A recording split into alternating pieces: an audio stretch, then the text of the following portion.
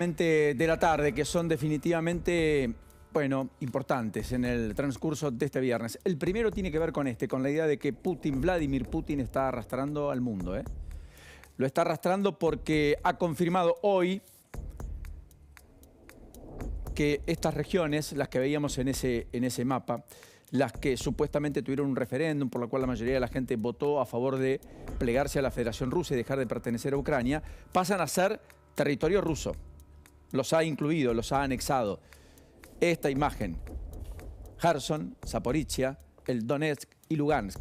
En estos territorios hace 9 años, casi 8 años, que hay guerra, que hay un conflicto armado.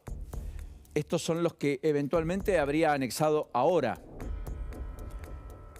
Lo hizo en el Salón de San Jorge. La imagen es imponente. Ver entrar en ese salón a Vladimir Putin con una puerta enorme, en el mismo lugar en el que además firmó la anexión de Crimea en 2014, fue toda una postal en Europa hoy. Toda una postal en Europa hoy. En un día en el cual en Zaporizhia atacaron autos del corredor humanitario y hubo al menos 25 muertos, más de 50 heridos. En un ataque artero, absolutamente cobarde. Ahí estaban huyendo las personas de los territorios ocupados, los que querían escapar. Se suponía que era un corredor humanitario, que lo que garantizaba era que no haya acciones bélicas. En Bruselas hubo una condena a los referéndums total y absoluta. Es una escalada en el conflicto, lo definieron de ese modo. Bruselas, donde estuvieron reunidos incluso los ministros de energía de toda Europa tomando decisiones respecto a lo que va a empezar a ocurrir en Europa a partir de mañana, octubre, donde empiezan a sentirse ya con más rigor las bajas temperaturas y empezamos a transitar un otoño que va a decantar en ese invierno que dicen va a ser muy crudo, con precios por las nubes de la energía, muy onerosas para la economía.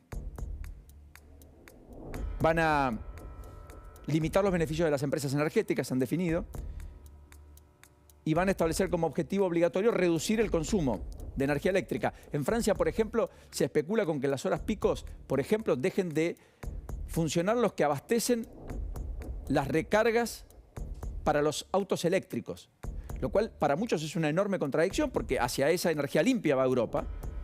Fueron incentivadas las compras de estos vehículos con amplios beneficios fiscales. También lo están aquí en la ciudad de Buenos Aires, por ejemplo, uno compra un auto híbrido y durante 5 años no paga el impuesto a las patentes, por ejemplo. Ese es un incentivo para comprar autos híbridos, con la idea de morigerar el impacto en los gases de efecto invernadero y por lo tanto no atentar contra el medio ambiente. Sin embargo, es tal la restricción a la que se va a someter en el próximo invierno Europa que hasta están pensando en restringir eso, como ustedes verán. Por eso digo, Putin está arrastrando al mundo a precios estrafalarios de la energía, a una inflación que se suma a la inflación generada por la pandemia y por las fuertes erogaciones de los respectivos estados a propósito de las cerrazones que generaron luego la escasez, porque se produjo menos. Miren lo que es esto. El desempleo en la eurozona saltó al 6,6% promedio. En España está en el 12,4%. La inflación interanual en septiembre en la eurozona llegó al 10% promedio. Hay países que están arriba del 20%. Holanda está en el 17% anual. Hay registros que no se encontraban desde la Segunda Guerra, o sea, 70 años atrás. A esto lo está arrastrando Vladimir Putin. Biden ha amenazado con más sanciones, ha confirmado ayudas por más de 12.000 millones de dólares. Ha dicho que no va a reconocer naturalmente las nuevas regiones. Hoy se reúne el Consejo de Seguridad de la Organización de las Naciones Unidas. Ha habido una fuerte condena hace instantes del G7, los países más importantes del planeta, respecto a lo que ha sido la avanzada rusa y esta anexión de 4 regiones de Ucrania a las que la Federación Rusa suma. Finlandia cerró su frontera finalmente ayer por la medianoche. Noruega va a hacer lo mismo en las próximas horas. Ya casi no hay lugares por los cuales los rusos puedan entrar a la Unión Europea, salvo por aviones, usando terceros países y de maneras muy onerosas, aún con visas. En este contexto es que, insisto, lo que empezó hace 220 días prácticamente, está dejando un tendal. No ha podido el mundo, pese a las sanciones múltiples, terminar con la avanzada de Putin. Dice Zelensky que en estas condiciones y mientras Putin sea presidente no va a negociar. No hay acuerdo de paz posible, el presidente ucraniano, que ha pedido, una vez más, un nuevo apoyo de Europa más fuerte y que ha pedido ser anexado de manera imperiosa dentro de la OTAN. O sea, Putin anexa 4 territorios sobre los cuales cuando caigan bombas podría decir que se siente amenazada la Federación Rusa y por lo tanto desplegar una guerra nuclear. Y Ucrania dice, le pide a la OTAN que le permita ser miembro, lo que Rusia se opone, porque en ese contexto cualquier bomba en cualquier otra geografía de Ucrania podría ameritar una reacción de Occidente de manera nuclear también frente a las pretensiones de Putin. Así las cosas, es cierto que no es inocuo que Rusia este año tiene una caída del Producto Bruto del 10%, que el año próximo probablemente caiga otro 5%, pero no es menos cierto que Ucrania está devastada. Su PBI va a caer más del 40%, ha tenido un tendal de muertos, se han ido como refugiados más de 7 millones de habitantes. Ucrania tiene una población parecida a la Argentina, para tomar magnitud y dimensión de qué estamos hablando. Hay mucho cansancio también, es muy heroico, lo han hecho con de manera muy estoica,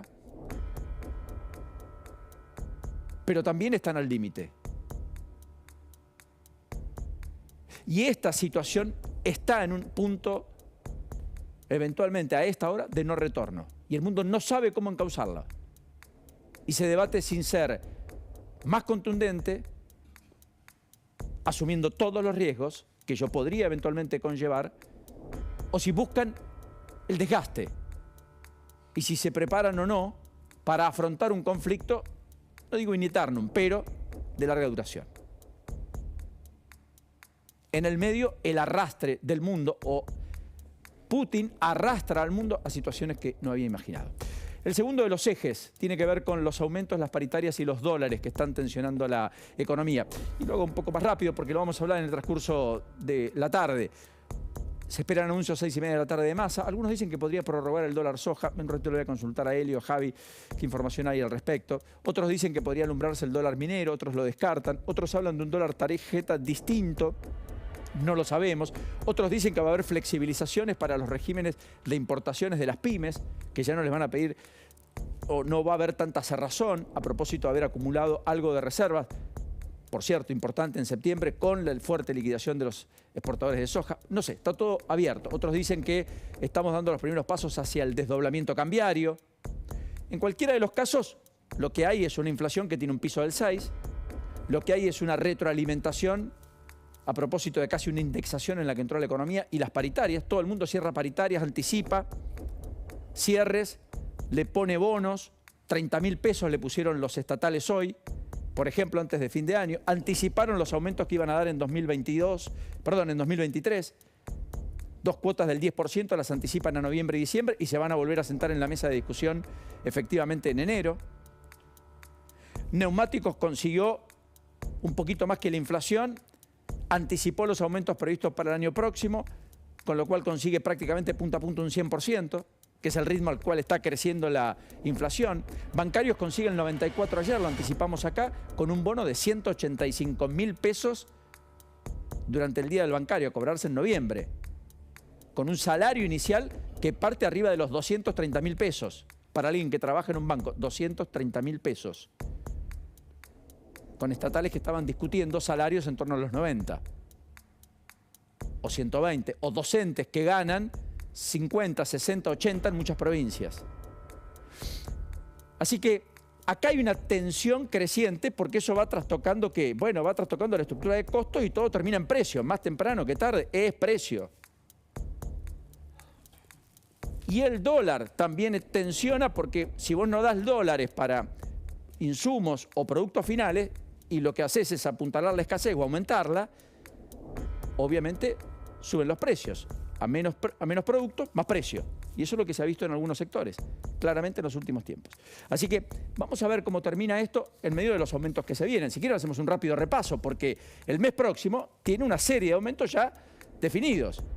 No solo es expensas, no solo es el combustible entre el 1 y el 4% a partir de mañana. También están los salarios de empleadas domésticas, también entran la medicina prepaga, también entra el teléfono, internet y la televisión por cable, casi 20%, el gas con la primera tanda de aumentos, 20%, la luz, 50%, el agua, 10%. Como ven, todo le pega a la clase media, todo.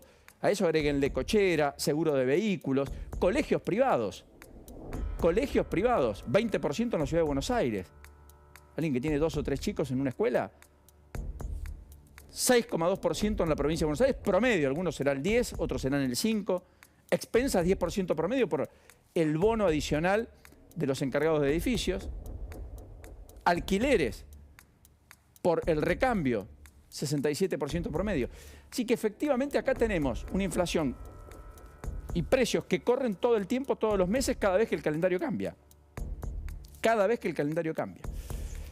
Y el tercer eje ya tiene que ver con otra cosa, con Santa Fe y la crisis política y de seguridad a la que está asistiendo una provincia que está atravesada por el flagelo del narcotráfico, atravesada por el flagelo de la droga, de la violencia extrema, pese a que los indicadores económicos muestran, aquí es una de las provincias con más vigor en términos de crecimiento económico, pese a que ha tenido en Rosario inclusive un índice de indigencia en menos de la mitad del promedio nacional, por debajo del 4%, pese a que ha caído la pobreza al 31%, cuando a nivel país estuvo en el 37% promedio, con regiones que estuvieron arriba del 40%. Pero la verdad es que las imágenes de Perotti, Saín, a quien se le han filtrado nuevos audios que voy a compartir ahora, han sumergido a la provincia en una crisis política, amén de la crisis de seguridad. Este era Perotti en campaña. ¿Por qué crisis política? Porque todo lo que está ocurriendo le está pegando la línea de flotación al Perotti que surgió como candidato y que a la postre consiguió la victoria, el éxito y el triunfo en 2019 para dejar atrás gobiernos socialistas y dar un golpe de timón por parte de la sociedad santafesina después de 12 años. Perotti decía esto en el debate, miren. En cada pueblo donde llego, en cada barrio que visito, la gente me dice, en aquel kiosco venden, en aquella casita, y en aquel sector del barrio viven los que distribuyen. ¿Cómo puede ser que todos los vecinos sepan y el gobierno no? ¿Cómo puede ser que haya tanta gente que tenga armas y que pasee por la calle? ¿Cómo puede ser que se baleen casas, que se baleen comercios, que se haya balaceras contra edificios públicos, edificios de la justicia? ¿Cómo puede ser que haya tantos asesinatos? A eso hay que decirle basta. Hay que cortar el vínculo con el delito y con el narcotráfico, con una política de seguridad muy diferente. Yo sí voy a conducir a la policía, me voy a hacer cargo. Yo sí voy a conducir a la policía, me voy a hacer cargo. Por eso digo, le pegan la línea de flotación. Anoche asesinaron a un hombre de 35 años en la zona norte de Rosario. Ocurrió en el barrio Sarmiento. Recibió 4 disparos en el rostro, en la nuca. Trabajaba ¿dónde? En una fábrica de nylon. Tenía 2 hijos. Diego Armando se llamaba. 2 hijos. Los tiros no iban dirigidos a él. Dicen los vecinos que iban dirigidos ¿a dónde? Un búnker de drogas. La víctima quedó de rehén de esa situación, como tantas otras. Más de 220 en lo que va del año en el departamento de Rosario. ¿Quieren verlo en alguna imagen? Miren, pongamos la imagen. Esa que tanto se ha viralizado. Si quieren, de lo que han sido el discurrir de los muertos en Rosario. Ahí está. Escuchemos. Es el momento de aplicar la ley y de poner orden. Yo creo que la sociedad rosarina se siente que vive en un cantón suizo y vive en Rosario. Esa ha sido una verdadera bola de nieve que ha ido creciendo año tras año. Aprovechamos Gracias. que has venido aquí a la ciudad de Buenos Aires, estás trabajando en la provincia de Santa Fe. Me cagan a tiros. Sí, es algo bastante estacional en esta época del año. Como a mí me chupan un todo, los rosarinos, los santafesinos, los de Reconquista, me chupan la verga, la me la chupan todos y son unos negros pueblerinos. Eso es lo que yo pienso de todos ustedes. Gracias a Dios que Dios atiende en la capital federal, porque si no este país sería Uganda, hermano. Anoche hubo una reunión Rodenas, Borgonovo y Acuña en el despacho de Borgonovo en Casa de Gobierno, donde los 3 se pusieron de acuerdo. Van a ver si me pueden tumbar. El Guille los recontra a tiros. A ver, tengo que cumplir un mandato político. El mandato político es que le pasemos todo lo que tenemos a este tipo para que le haga una denuncia penal acoso. No, yo no soy el abogado penalista, ni tenés que ser vos abogada penalista de Malaponte, porque es una cuestión política, no penal. Entonces, lo que te pido es que hagamos una reunión con Mili, con lo que sea, para que pongamos blanco sobre negro esto como lo pidió Mirabella. No es algo que podemos decir se para mañana apretando un botón. Estamos acá en el ministerio, en nuestra oficina con Pablo, que está triturando papeles también. Pude hacer zafar un montón donde varias escuchas pude hacer con determinadas situaciones que fueran autorizadas por un juez. Muchas cosas que yo laburo que vos no tenés ni idea y siempre con el mismo objetivo que es el paraguas y la protección tuya. Y esto es viejo, 685 muertos. ¿Saben quién hablaba? ¿Quién decía las cosas que decía de los rosarinos, santafesinos, pueblerinos, etcétera? Y que se jactaba de que por suerte Dios atendía en de la General Paz para adentro, o sea, en la ciudad de Buenos Aires.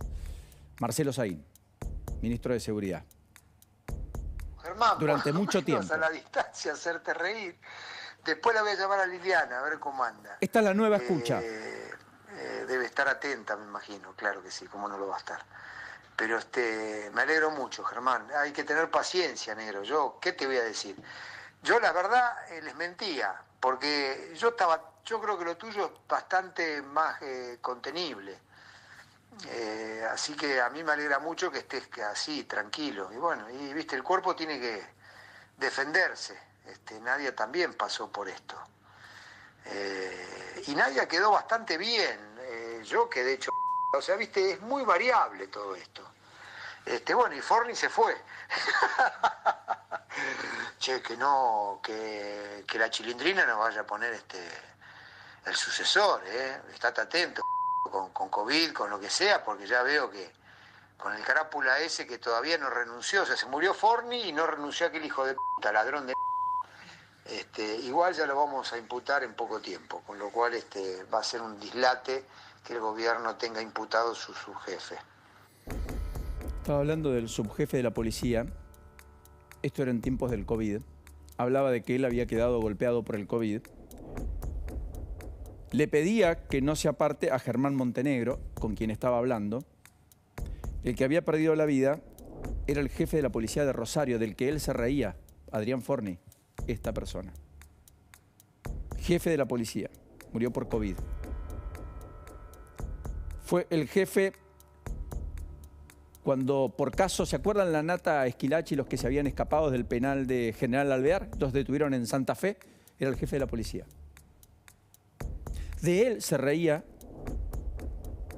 Marcelo Saín, quien eligió Perotti como ministro de Seguridad de la provincia de Santa Fe durante buena parte de sus 2 primeros años.